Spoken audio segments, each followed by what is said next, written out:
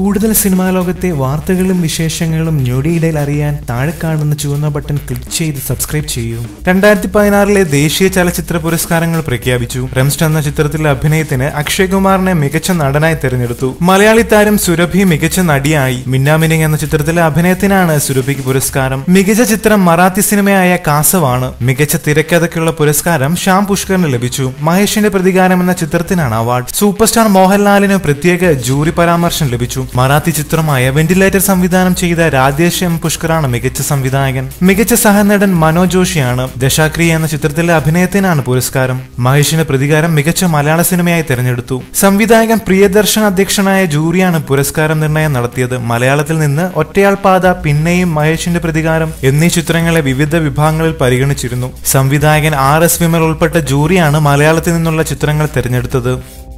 ഈ വീഡിയോ ഇഷ്ടമായെങ്കിൽ like, share, കമന്റും ചെയ്യുക. കൂടുതൽ അടിപൊളി വീഡിയോകൾക്ക് സബ്സ്ക്രൈബ് ചെയ്യുക. നന്ദി.